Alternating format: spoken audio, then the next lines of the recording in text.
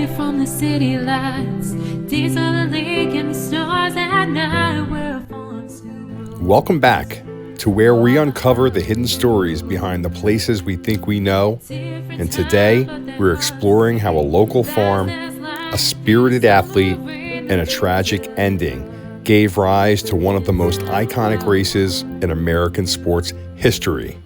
I'm Paul Bastante, and something happened here in Wayne, New Jersey.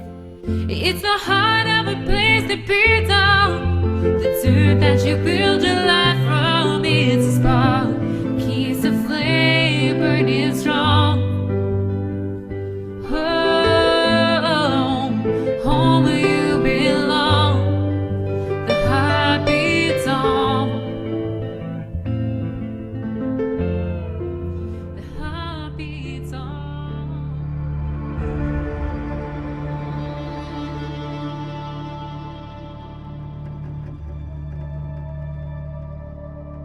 Something happened here.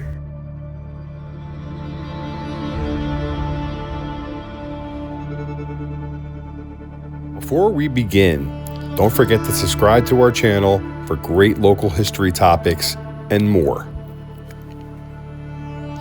Our story begins in the early 19th century with Milton H. Sanford, a young man from Medway, Massachusetts. After the untimely death of his father in 1831, Sanford took over the family business and through innovation and determination amassed a considerable fortune. He later expanded into the textile industry, becoming one of the wealthiest men in New England. But Sanford's true passion lay in horse racing.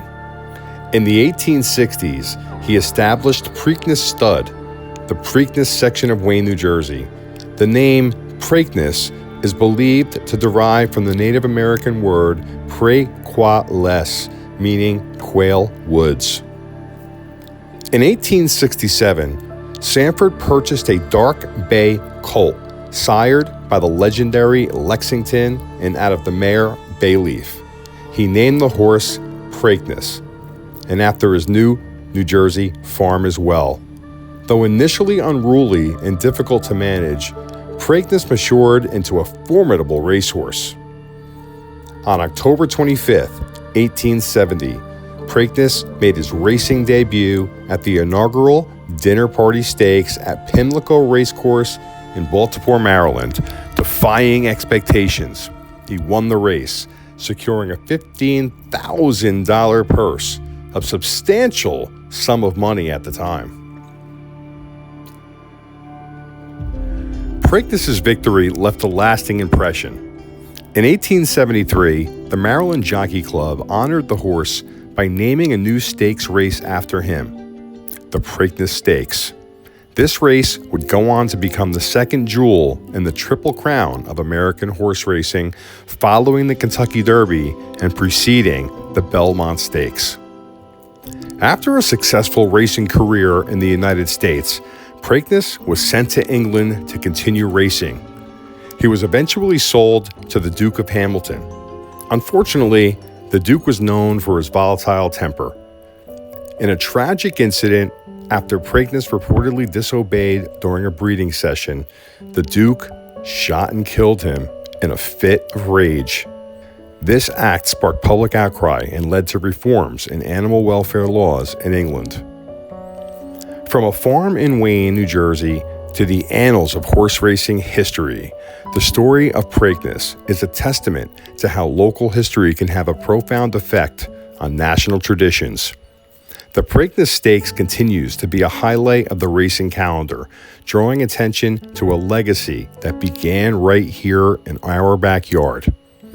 I produced a historical documentary film in 2019 about the township of Wayne, New Jersey. It's called Hills and Valleys, A Journey Through Wayne, New Jersey. In this film, there's a segment called Preakness, The Heart Goes On. I've included this segment in its entirety free of charge for your enjoyment. And this is it. I hope that you'll follow my YouTube channel so that I can continue to bring you these pieces of our local history for all generations to see and enjoy.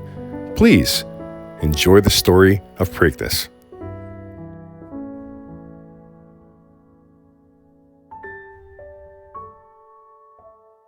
August 20th, 1831.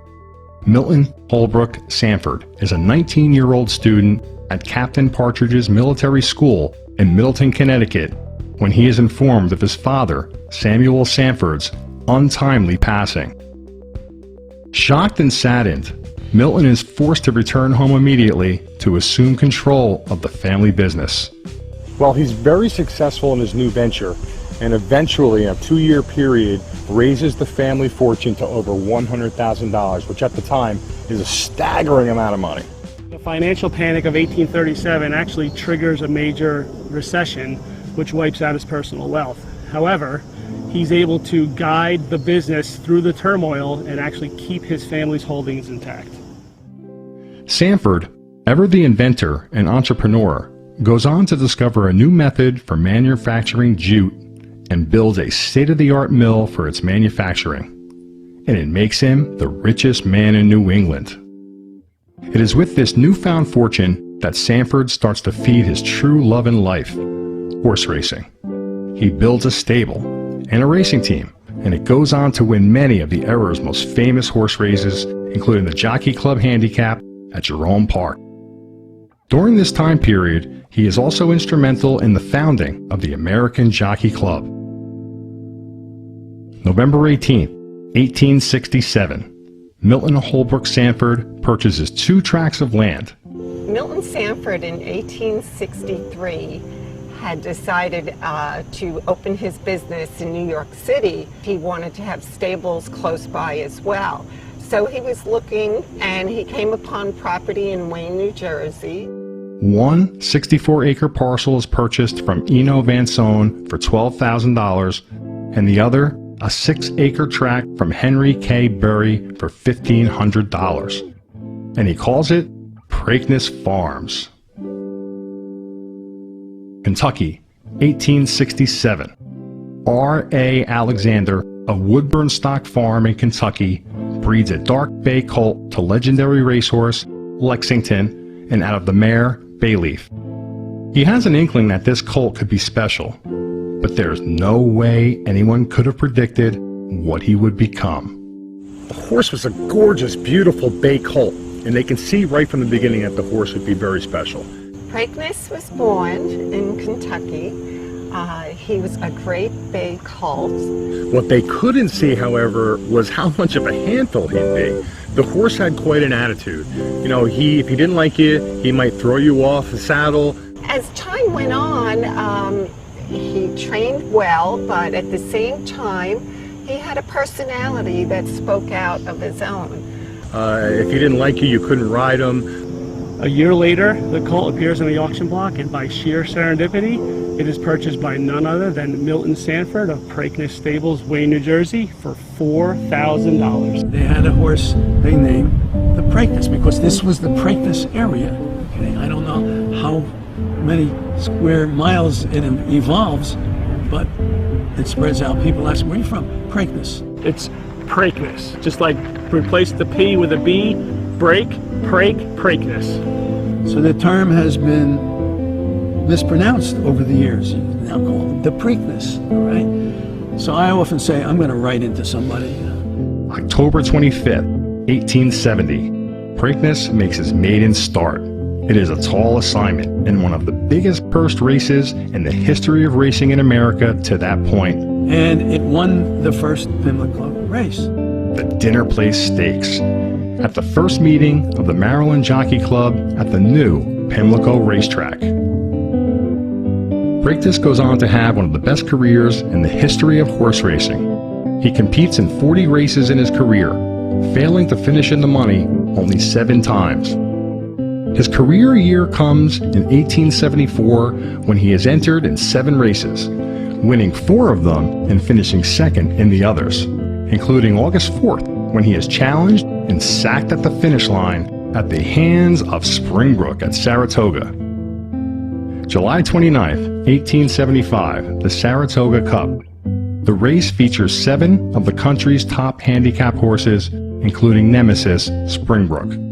It is one of the most exciting races in the history of racing. They settled in with Preakness right behind Springbrook, Springbrook with the lead.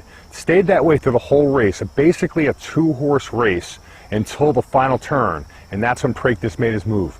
Coming down the stretch, they were stride for stride. They were nose for nose, head for head. You couldn't tell the two horses apart. And the crowd was going wild as they came down the stretch, and they hit the finish line at precisely the same time. A dead heat. The finish time of 3:56 1/4 is the fastest ever run at 2.5 miles. It was the last race that Preakness would ever run in America. The following year, he's sent to London, England to run in the spring races there. After winning the Brighton Cup as an 8-year-old, Preakness is put up for sale at auction. So Preakness is purchased by the Duke of Hamilton. And although the Duke of Hamilton has a lot of money, is a rich man, and is a definite fan and breeder of horses, he's definitely not a choir boy. Preakness was a high-strung animal, as we know. And unfortunately, so was the Duke. And during a breeding session at the stables, the Duke and Preakness get in an altercation. Preakness does not like the Duke. We know this already. But they get in an altercation. Preakness brushes the Duke, and in a fit of rage, the Duke takes out his gun, points it at Preakness, and he shoots him. As much as the life of Preakness will go down as an American success story and an especially proud point of pride for Wayne, New Jersey, the end of Preakness will go down as a true tragedy for horse racing, as the circumstances of his death are at the very least extremely sad. 1873, the Maryland Jockey Club names their new major stakes race for 3-year-olds the Preakness Stakes. The race would go on to become the second leg of the jewel of horse racing, the Triple Crown. Milton, Holbrook, Sanford donated the trophy won in the first dinner plate stakes at Pimlico, and it is still contested for today at the Preakness Stakes. Today we operate at the Preakness house where the original stables were and the Preakness Derby was here. In 1954, the DeHope family created the Paddock House. Oh my God, I used to come here when I was a kid and play with the horses and do this and that. This place has been here for a long, long time. I purchased the place and now it's my creation. Now we are bringing it back to its original roots, to what it looked like maybe back in the day. So we're bringing it to an old farm style farmhouse. We're using the beams and all the structure that was here from the original paddock and trying to make it feel that way again. August 3rd, 1883, Milton Holbrook Sanford dies at 71 years of age in his home in Newport, Rhode Island. Ways away from the city lights, days on the lake and the stars at night, where farms to roads off a highway road. A different time, but their hearts the same. Fast as lightning through the summer rain, the Preakness Stud runs inside a wild one. No, you can't hold back the wind. It's the heart of a place that beats on the dirt that you build your life from. It's a spark, keeps the flame burning strong. Home where you belong, the heart beats on. The heart beats on.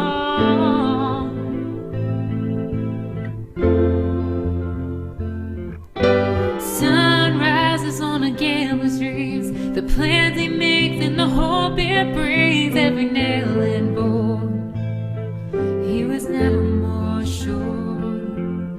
And oh, you can't hold back the wind. It's the heart of a place that beats on the dirt that you build your life from. It's a spark, keeps the flame burning strong. Home where you belong, the heart beats on.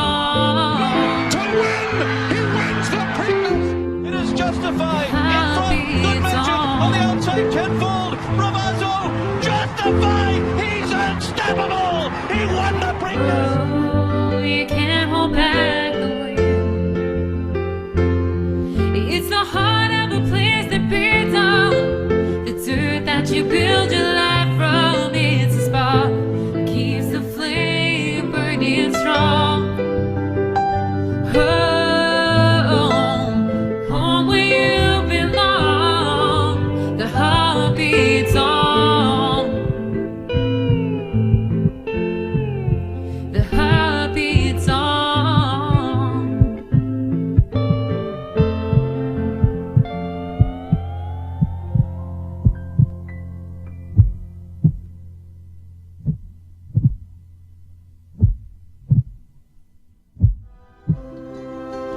Thanks for tuning in to Something Happened Here. I hope that you enjoyed the story of Preakness. I enjoyed telling it.